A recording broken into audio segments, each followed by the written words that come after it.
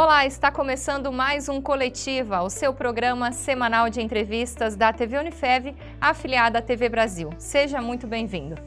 O nosso entrevistado de hoje é responsável por uma das maiores instituições do mundo em prevenção, pesquisa e tratamento ao câncer. Sem formação em medicina, mas com a herança de uma família de médicos, ele herdou a missão de salvar vidas. Hoje, a instituição que ele dirige conta com mais de 5.000 colaboradores e somente em 2020 realizou quase 2 milhões de procedimentos. É com muita honra que eu converso hoje com o presidente do Hospital de Amor de Barretos, Henrique Prata. Henrique, seja muito bem-vindo à TV de Votuporanga e muito obrigada pelo seu tempo aqui hoje. É um prazer imenso poder falar sobre o Hospital do Amor, falar numa emissora que pode ajudar a difundir os valores que nós temos sobre medicina, o que nós praticamos. Nós temos uma vontade imensa que todos possam praticar a mesma medicina, para haver uma mudança um pouco nessa cultura que a medicina pública tem que ser inferior, porque pelo princípio que se paga tão pouco e 20 anos de congelamento nos valores da medicina pública, é uma situação caótica, o fator de se pensar o que fazer pela medicina pública, né? Como nós atuamos 60 anos só medicina pública, 100% medicina pública, então nós temos aí uma vontade que muitos outros projetos possam copiar o êxito das nossas experiências, né? Com certeza, Henrique. Mais uma vez, muito obrigada. Essa entrevista, ela servirá aí de base, né, inclusive, para os alunos aqui de Medicina da Unifev também, que é um curso muito concorrido aqui da nossa faculdade, e também para toda a nossa região, né, pacientes e familiares que dependem do Hospital de Amor. Mas eu gostaria de começar falando um pouco sobre você, sobre a sua história. A gente sabe que ela se confunde também com a história do hospital, mas eu gostaria que o senhor começasse respondendo quem é Henrique Prata, por Henrique Prata. O Henrique Prata é um filho de um casal de médicos acadêmicos formados na USP, em São Paulo, nos anos 50, e veio como filho, aos 3 anos de idade, veio morar em Barretos, e foi praticamente criado pelo meu avô, que era um fazendeiro, e também um industrial que já tinha frigorífico na época, e que se apaixonou pelo campo e, de fato, o Henrique, a pessoa do Henrique, no conceito quem eu sou um fazendeiro, eu me coloco mais como um boiadeiro, um peão de boiadeiro que cultiva o hábito, né, de viver as minhas raízes, viver os meus hábitos, não abandonar nada sobre a minha origem. Sou um homem do campo,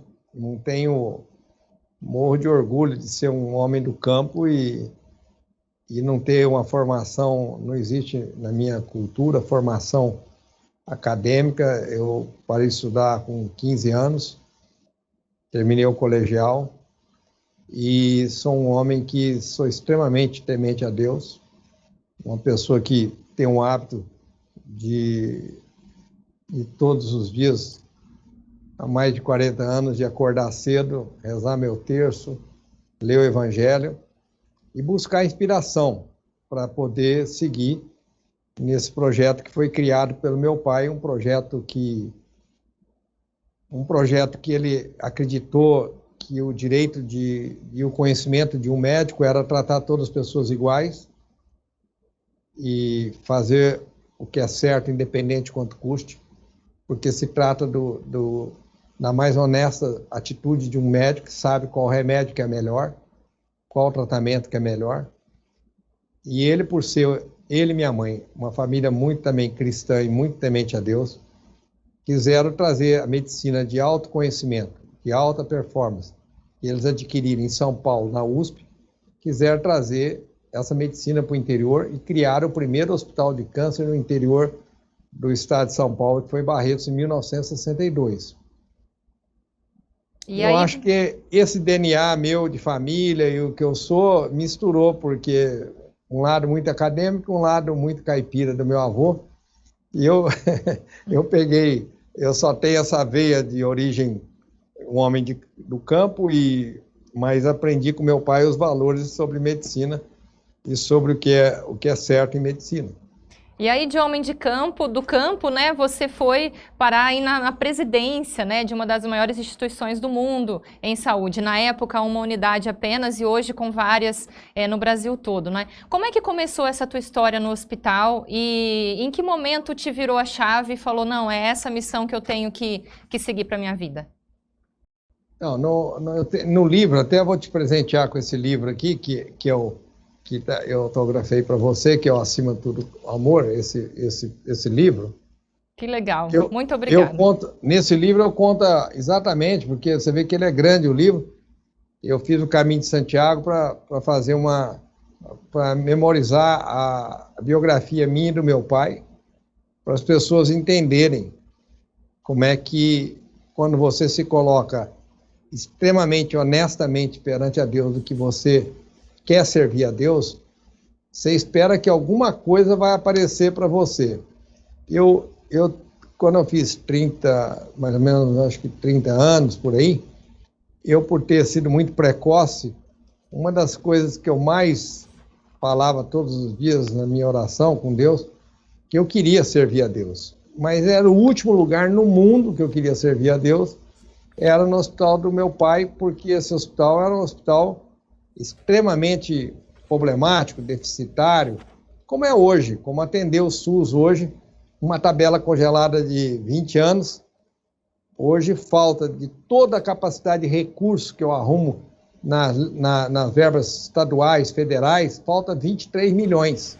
Quando você recebe só o SUS, falta 36 milhões. Isso ao mês, né, Henrique? Isso ao mês. Isso, exatamente, foi bom você lembrar, por mês.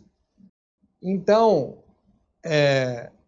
essa história era uma pessoa que é normal, ela não tem capacidade de ter sentimentos nem valores para assumir uma bandeira dessa.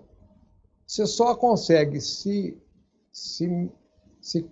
mergulhar nesse processo, se entregar nesse processo, se você realmente tiver uma aliança com Deus profundamente, buscar essa aliança com Deus, de se dispor a fazer. Eu praticamente imaginava, pra você ter uma ideia, o tanto que eu sentia que eu era muito talentoso para ganhar dinheiro, eu era muito disposto, muito trabalhador, desde criança, né? Então eu queria, de uma certa forma, falei, não, mas eu preciso ter uma coisa que eu faço todos os dias servindo a Deus. Até pensar em ser catequista, na época eu estava pensando, falei, não, eu preciso falar de Deus todos os dias, eu preciso agradecer a vida a Deus todos os dias, mas nunca, jamais pensei que eu poderia continuar um projeto que eu e meus irmãos tinham um certo repúdio pelo projeto do meu pai, porque era um projeto que consumia o dinheiro da minha mãe. Ele não era comerciante, era idealista, humanista ali, então faltava dinheiro no fim do mês, ele ia pegando o dinheiro da minha mãe, que era filha de fazendeiro, e várias vezes acabou o dinheiro da minha mãe, sacrificou todos nós, mas era o amor dele. O dinheiro para o meu pai não servia para nada, nada a não ser comprar um remédio melhor para um paciente. Nada, nem para trocar a roupa dele ele queria dinheiro. E ele amava fazer a medicina que fosse honesta e buscava todos os dias essa melhora no hospital. E com isso ele sacrificou muito e nós tínhamos um repúdio. Então era o último lugar na minha vida que eu podia pensar que eu ia trabalhar ou servir a Deus, seria nessa obra, porque essa obra, eu como cidadão comum, como empresário, e um empresário que nasceu na linha do meu avô, ganhar dinheiro era importante, porque você podia ajudar os outros, eu não admitia pensar que eu podia ter um negócio que, ao invés de ganhar dinheiro, eu tinha de perder dinheiro todo mês para ajudar as pessoas. Não entrava de raciocínio nenhum na minha cabeça, e eu acho que não entra em ninguém imaginar que vai trabalhar num negócio que só vai dar prejuízo e você vai se sentir bem. Tudo isso era uma razão de 100% longe da minha possibilidade de entrar nesse projeto. Tanto é, quando meu pai teve um infarto, uma vez, a sociedade, o bispo, que era meu diretor espiritual, me acuou muito para mim assumir. Eu falei, não, se isso depender de mim, falei para o Dom Antônio, se esse projeto depender de mim, eu vou pôr fogo nisso, porque isso não é humano, uma pessoa tem que trabalhar num lugar que todo mês a conta é no vermelho, e a conta é no vermelho, depois consome o que você tem e ainda você tem infarto, como meu pai teve, né? Quer dizer, racionalmente é impossível uma pessoa imaginar que pode se dedicar a vida a um projeto que só dá prejuízo. Mas e aí, quando é que foi que você percebeu que não, que poderia dar certo? Em que momento? Como é que foi isso? No dia que eu tinha combinado de fechar o hospital para meu pai, para minha mãe, tomei o café da manhã com eles, essa história é uma história mais comprida, eu vou abreviar um pouco. Eu tinha passado 7 meses que eu já tinha assumido o comando, que meu pai não estava tudo no cartório, protesto, 6 meses sem pagar fornecedores, médicos. Eu consegui vender algumas coisas da minha mãe e combinamos que seria a última vez perante a minha mãe, o bispo, meu pai, e fizemos até um documento que se vendesse os bens da minha mãe e pagasse os aval do meu pai. E aí nós íamos fechar o hospital, era esse o combinado. Quando deu 7 meses que era para fechar o hospital, exatamente 7 meses, eu tive uma reunião com meu pai de manhã, minha mãe, e mostrei as contas, que ali era o momento de fechar o hospital. Mas para os médicos eu estava mentindo, porque para os médicos eu tinha tapeado eles que eu, ao invés de, que eu falei para eles, se eles me ajudassem, se eles avalizassem as contas do hospital, eu tocaria o hospital.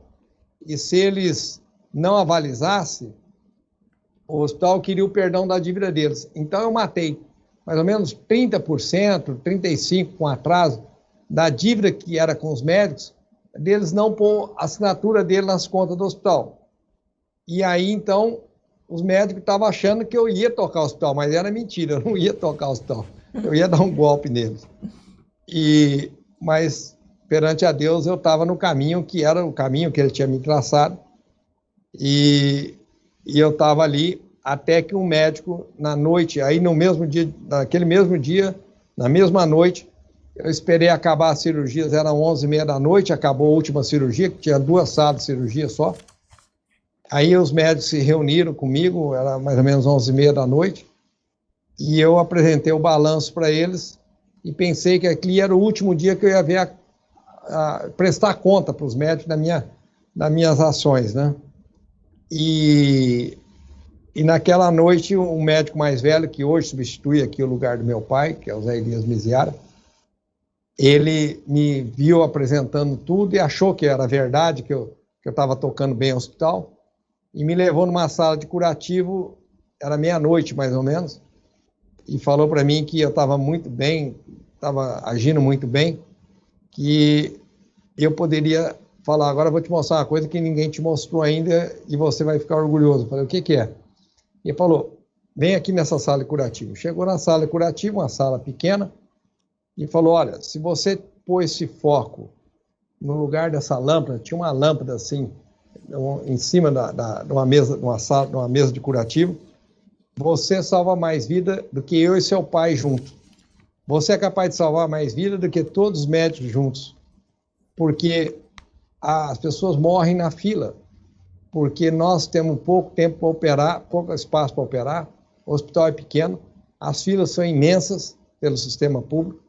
E o câncer, você não sabe, mas uma pessoa, o câncer de pulmão é muito evasivo, ele era cirurgião de tórax. Esse paciente aqui foi em São Paulo, foi em Jaú e veio aqui. O menor tempo é aqui, 65 dias para operar ele na fila. Só que o câncer de pulmão pode ser exatamente daqui 20, 30 dias ele não pode operar mais. Ninguém salva ele, nem o cirurgião pode operar e ninguém pode salvar ele. Agora, se você tirar essa lâmpada e pôr esse foco, você salva a vida desse cara, porque eu opero ele em 30 dias, em 20, 30 dias, e aí esse tipo de câncer tem uma capacidade de cura muito grande. Fora disso, ele é evasivo demais, muito rápido, e aí eu fui dormir. à noite eu sonho com um projeto que estava guardado no cofre do meu pai, que eu não conhecia o projeto, não tinha visto. Sonho com o projeto do jeito que ele é, do jeito que está construído. E aí no dia seguinte eu voltei para acordei de manhã cedo com uma... Falei, mas como eu posso, eu que sou analfabeto praticamente, posso salvar mais vida que meu pai, que é médico, que o Zé Elias, que é médico? Aquela sentença daquela hora foi a luz do Espírito Santo, me sentenciando que eu tinha esse dom de salvar vidas, e se eu fizesse do uso da minha vida um tempo para essa finalidade, para esse processo. E eu tinha esses dons de ser um bom articulador, um bom comerciante e tal.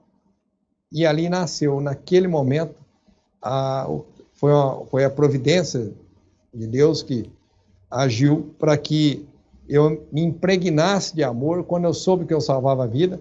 Eu falei, mas como? Eu não sou médico e eu salvo mais vida que os médicos? Então, isso é uma maneira que eu me encontro com Deus. Que eu era louco para servir a Deus, assim, todos os dias. Não achava certo uma pessoa que fala que ama a Deus e querer servir a Deus uma vez por mês, ou dar uma oferta, sabe? Eu não achava isso. Eu falei, mas peraí, eu tenho a vida todo dia eu preciso agradecer a Deus. Foi nesse foco, nessa angústia que eu estava procurando servir a Deus, mas servir a Deus de verdade eu queria. E então eu não encontrava o que fazer, e ao contrário do que eu podia imaginar, o que eu não queria fazer era o que Deus queria que eu fizesse, que era servir essa obra do meu pai. Era um hospital de 2.000 metros quadrados, 2.500 metros na época, hoje é 200 mil metros construído. Quer dizer, eu tinha esses dons embutidos em mim, que tive a luz do Espírito Santo para saber crescer do tanto que nós crescemos, né? Essa é uma história. Falei que ela é um pouco comprida, mas é aí que foi a chave.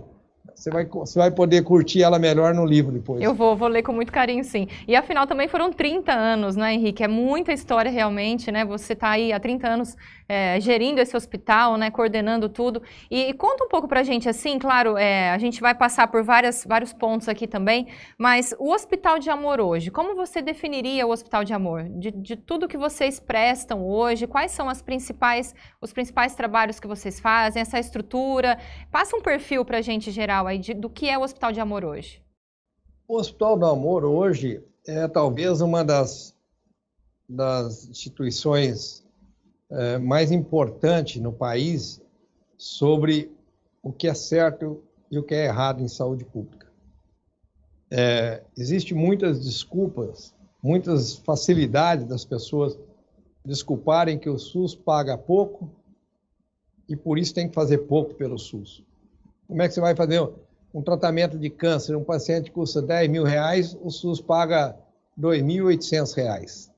Esse é o valor, do quanto custa e quanto o SUS paga. O SUS paga 28% do valor que custa um tratamento.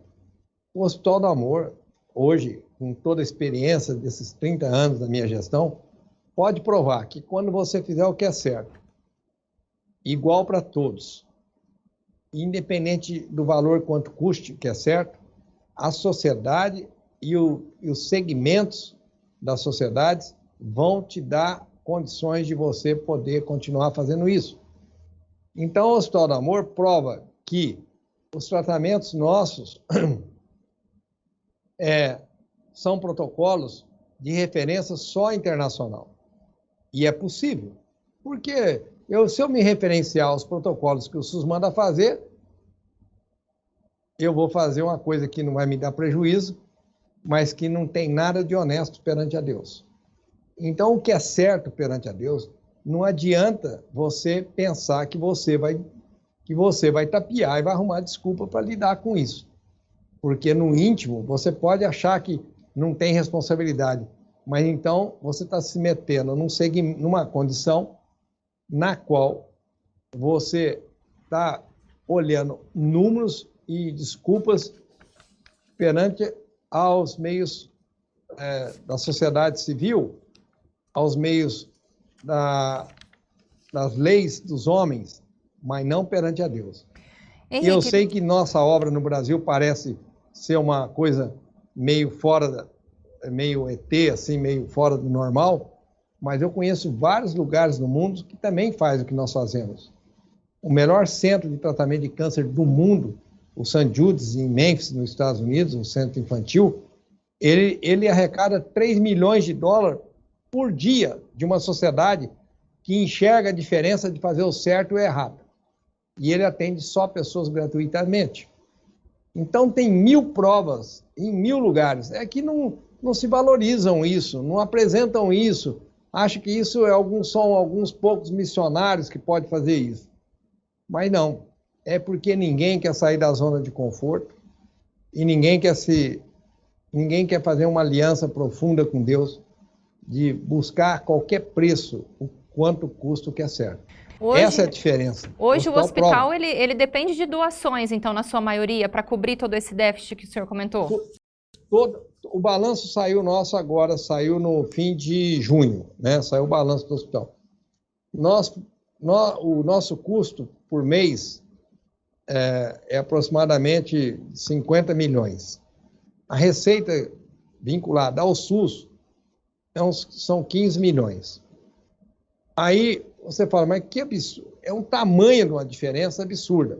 Aí nós vamos nos segmentos de verbas públicas, como emenda estadual, emenda federal, emenda de bancadas, nos segmentos onde tem recursos públicos e buscamos mais uns 14 milhões, que inteira aí 20, 28, 29 do custo. Os outros 20 e tantos milhões, os outros 23 milhões que faltam, todo mês nós temos de ter uma ação para arrumar esse dinheiro. Só que faz 30 anos que é essa história.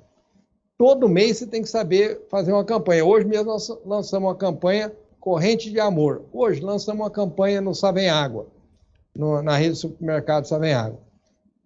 Nós temos Saúde Cap, temos vários projetos que a sociedade participa todo dia, compra para concorrer os títulos de capitalização do Hospital do Amor, agora saiu esse que está nos Correios, no Savem Água.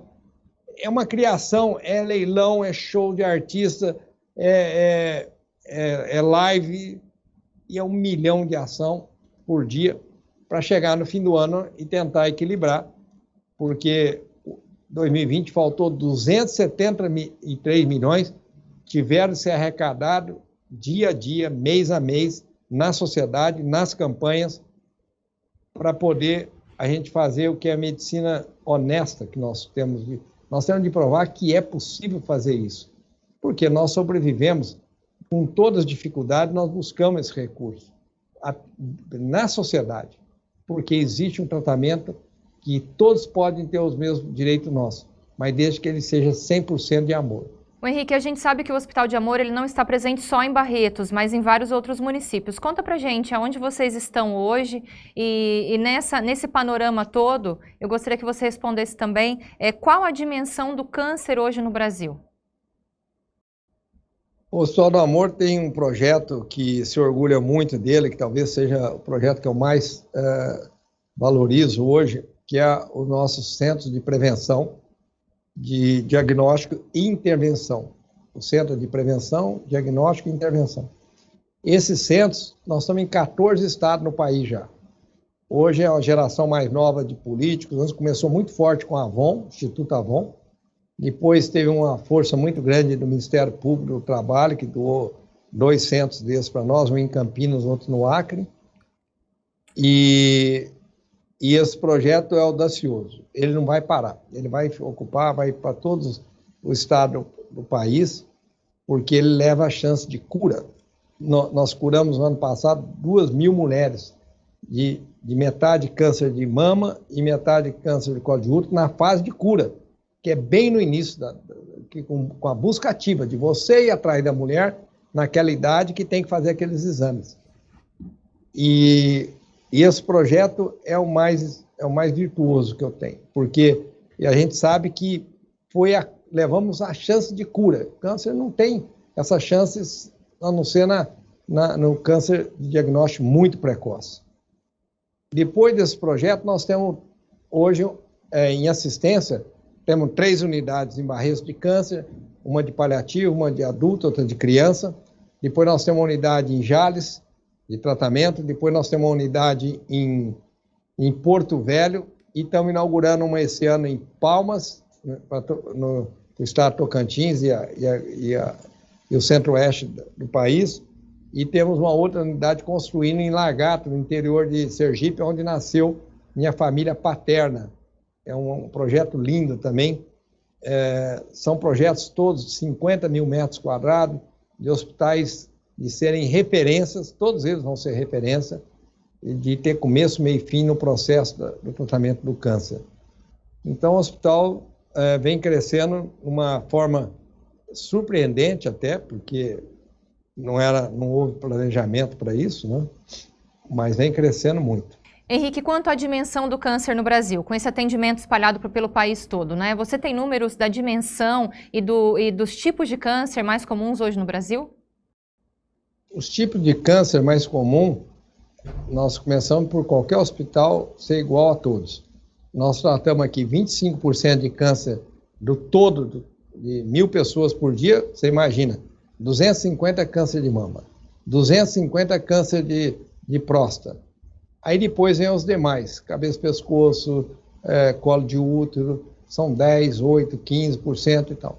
Mas o volume grande do câncer são 2 cânceres que têm código de ouro absoluto no mundo inteiro, que é possível pela prevenção, diagnosticar precoce e oferecer cura. O câncer, com o envelhecimento da população, é natural que ele está crescendo. É muito uma virtude natural do envelhecimento. De cada 4 homens, parece que 3 vão ter, se você fizer exame depois de 80 anos, tem câncer de próstata. É o envelhecimento da pessoa, é natural que ela possa entrar na margem que a doença vai ser comum, né? E assim, nós temos vários outros segmentos, vários outros tipos de câncer. Tem o câncer também hereditário, que existe provas que algumas pessoas têm tendência para esse câncer hereditário e que então tem que fazer os estudos, acompanhar e tal. Mas o país não investe muito, o país não é de investir em prevenção. O Hospital do Amor é fascinado por prevenção, faz muita prevenção. Então nós temos certeza que aproximadamente são quase 500 mil pessoas que morrem de câncer por ano, ou 500 mil novos casos de câncer por ano, que é a estimativa do INCA por aí. E eu sei que é muito triste, porque quando aumenta, um ano para o outro, vai aumentando os casos de câncer, aí a população vai ficando mais velha, aumenta muito mais, as instalações, vocês não estão enxergando aonde está crescendo as instalações, onde está tendo espaço para aumentar o cuidado do tratamento e muito menos o dinheiro para isso. O dinheiro, o câncer, a tabela SUS, 20 anos congelada, ninguém desperta para isso. Eu tô recebendo agora o ministro aqui, para ele enxergar os estudos que nós temos e a forma que nós podemos ajudar, mas que está impossível continuar assim. Acho que depois dessa pandemia, o político ou o governo que não investir na saúde, e que nós tivemos provas que as pessoas, por falta de investimento, as pessoas morrem sem ter que morrer, eu acho que o ano que vem vai ser uma reviravolta a visão de enxergar, brincar com a saúde mais. A população viu o que é morrer na fila de hospital, porque antes só via os pobres morrer na fila do hospital, só morriam os pobres pelo SUS. Agora morreu o rico, remediado, morreu o milionário na fila, esperando vaga para respirar e não tinha. Eu acho que vai mudar um pouco a saúde a partir do ano que vem. A mentalidade política tem que mudar. Falando sobre pandemia, Henrique, uma outra situação que ela despertou foi a falta de profissionais no mercado, de médicos até, né? A gente teve muito problema com isso. Você acredita que é um problema pontual, específico por causa da pandemia, ou já é uma situação de muitos anos que a gente ainda não tinha percebido? É uma situação de muitos anos. Uma situação... Eu, por exemplo, defendi o Mais Médico abertamente. Eu não tinha nada de ver com a presidente lá, Dilma, mas era uma proposta inteligente de haver possibilidade de mais médicos. Eu fiz uma faculdade de medicina para oferecer formação mais completa de medicina para os médicos, formar médicos com valores nossos, humanistas, idealistas, humanistas. Meu pai tinha uma formação de médico a mais perfeita possível. O médico, a missão do médico é salvar a vida de todos, e não só de quem tem dinheiro. E a medicina do dinheiro enxerga que a chance de melhor é para quem tem dinheiro, né? E meu pai, mesmo meu pai formado e com título de doutor em medicina pela USP em São Paulo, nos anos 50, ele provava que medicina não era só para quem tem dinheiro. Então, acho que nós temos eu tenho um DNA de uma família que enxerga as coisas diferente, entendeu? Nós enxergamos tudo que nós fazemos perante a Deus e não perante essa hipocrisia que é dos homens, que quem tem dinheiro pode ter as coisas e quem não tem que morrer na míngua. E agora, durante a pandemia também, atrapalhou o tratamento? Quais foram os impactos da Covid no hospital, no funcionamento do hospital, Henrique? Esses dias mesmo eu precisei gravar um vídeo para explicar para as pessoas que me ajudam, estão vendo que o hospital aumentou a fila. Mas aumentou a fila porque nós tiramos metade do corpo clínico do Hospital do Câncer, tiramos de dentro do Hospital do Câncer para ir atender a pandemia. Eu não tinha nada a ver com isso, eu pus 90 leitos de UTI aqui em Barretos e Bebedouro e mais 20 na Amazônia dentro num projeto que não tinha nada a ver com a pandemia, porque estava vendo que as pessoas iam morrer como morreram muitas pessoas esperando na fila. Então, o projeto, essa pandemia, na velocidade que ela veio, ela desorganizou tudo. O câncer é o que mais vai pagar esse preço, porque o câncer não pode esperar. Nós aqui em Barretos diminuímos 20% a capacidade operacional, porque perdi muita mão de obra para ir para fora. Imagina, eu tinha montar 90 leitos aqui de um dia para a noite, né?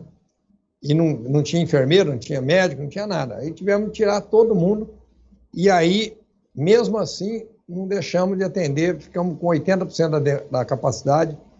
Jales ficou com 90% e Porto Velho ficou com 100% da capacidade operacional em câncer. Nós fizemos um esforço de trabalhar e banco de horas e plantão, e foi uma loucura para não prejudicar tanto o câncer. Mas em muitos lugares parou o câncer. Parou de 50%, de 60%, 70%. Esse reflexo veio para Barretos. Nós somos porta aberta, Jales, Barretos, nós sofremos muito com essa pandemia e o paciente de câncer, sem dúvida, na sociedade, foi o mais atingido. Eu estou trabalhando fora de hora, estou trabalhando sábado, domingo, para tentar corrigir esse caos que foi. Pensando num pós-pandemia, então, existe uma esperança maior de investimentos mais direcionados à saúde? Você acredita nisso? Eu acredito. O atual ministro da Saúde, o Marcelo, ele está muito preocupado com isso, está vindo aqui agora, dia 23. O atual secretário de Saúde também de São Paulo e o Rodrigo Garcia esteve aqui agora, esteve aqui em Barretos, também está preocupado e sabe que tem que dar uma mudada nas coisas agora para tentar corrigir o caos que nós estamos vivendo da saúde. Henrique, você sempre fala nas suas entrevistas sobre a importância da medicina humanista. Você usa muito esse termo, né? A medicina personalizada.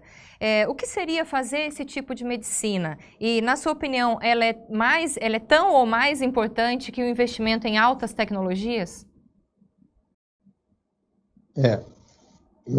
Vou te responder uma frase que está escrita na minha faculdade de medicina, que meu pai me ensinou. Sempre ele falava, não pregava isso, mas falava.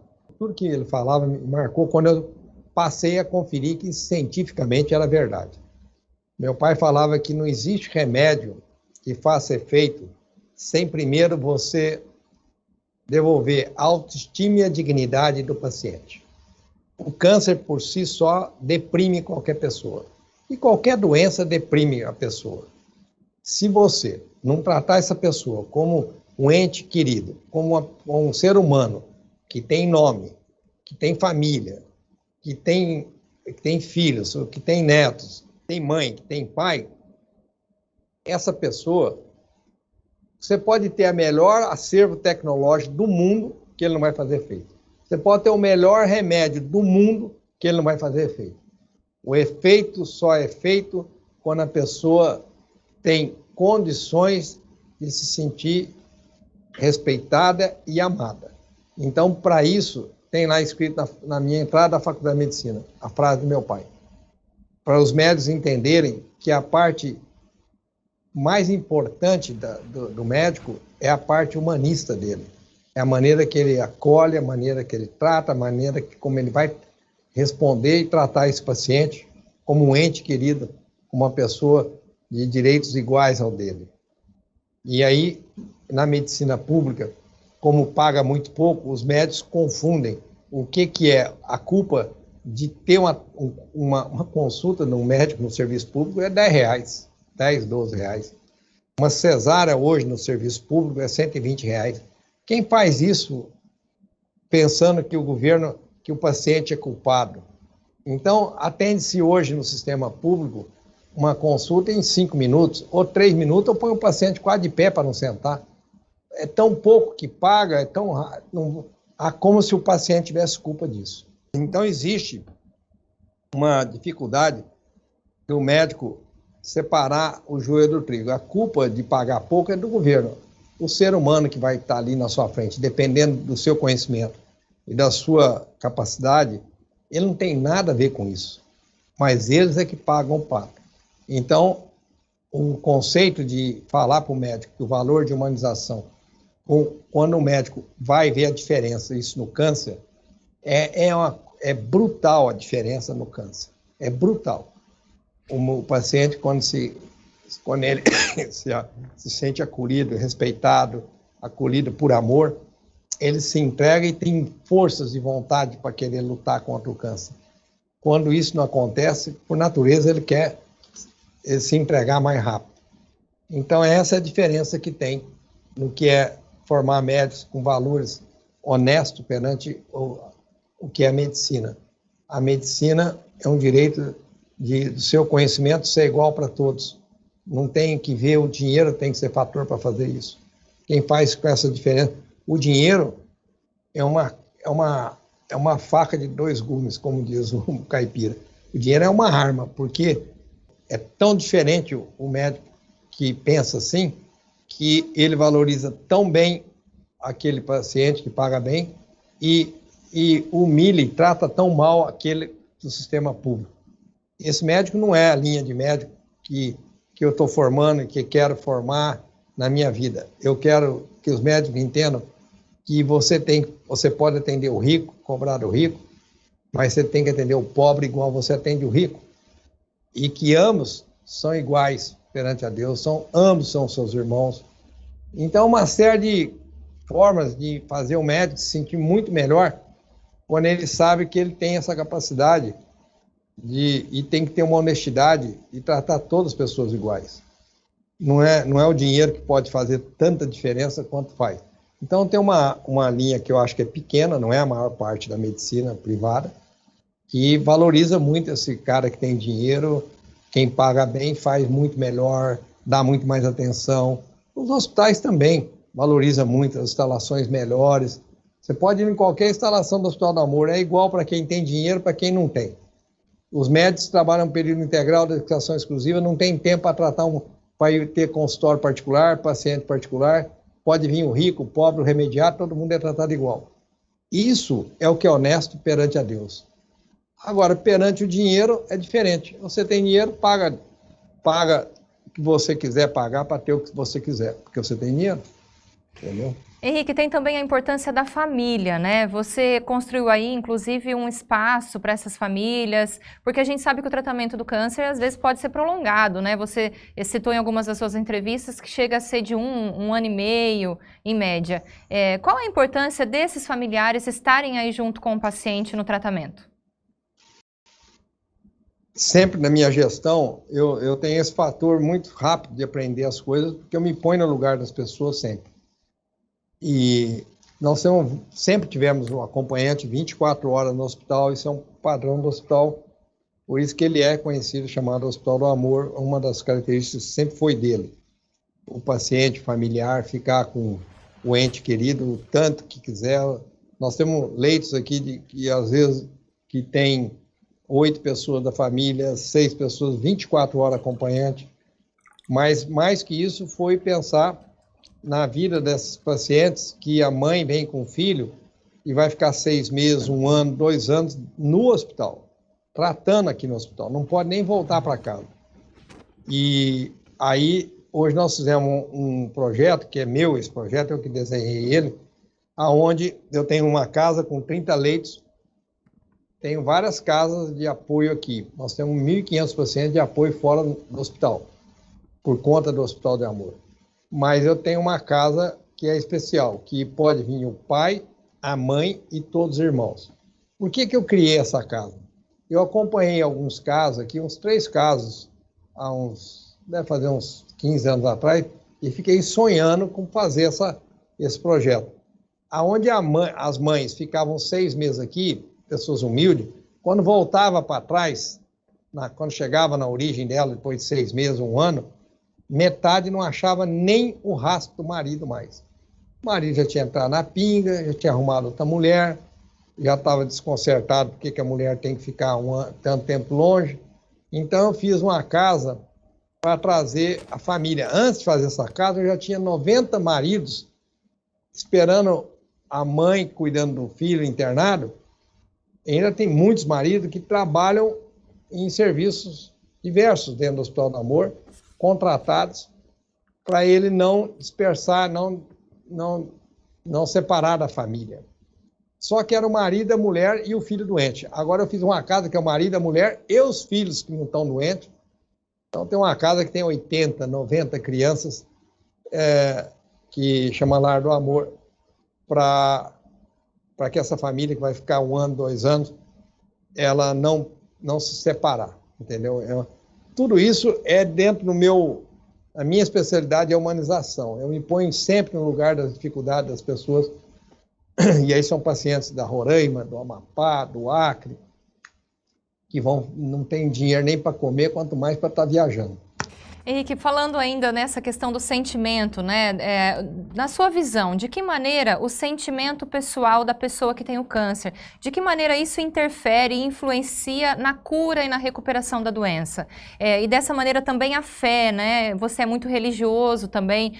Como você acha que isso tudo pode colaborar no tratamento do câncer?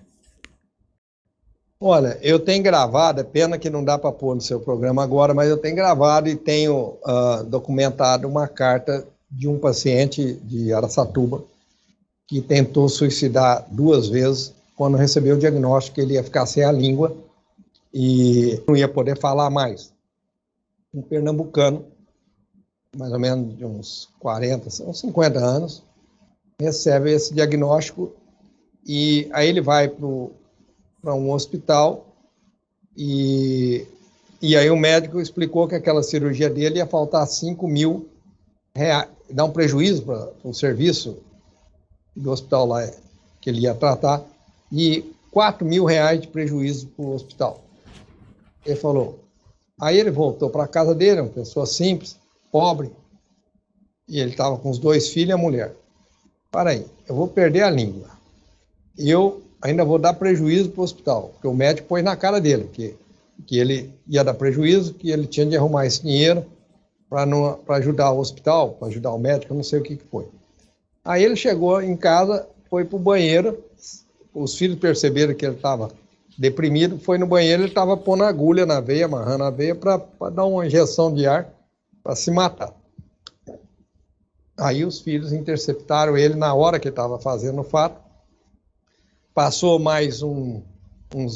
Aí ele não tiraram daquele hospital, levaram para outro hospital. Chegaram no outro hospital, o médico ia operar, ele quis conversar com o médico falou, olha, eu pago, você fala demais, você quer saber tudo, o SUS não paga para isso, eu vou te operar, mas eu não tenho que dar satisfação de tudo que você me pergunta. Ele é uma pessoa normal, fica muito ansiosa para se operar em qualquer doença, imagina no câncer, né? Então essa pessoa se deprime e vai para a segunda tentativa de suicídio. E os filhos perceberam, aí ele estava se amarrando uma corda para se enforcar.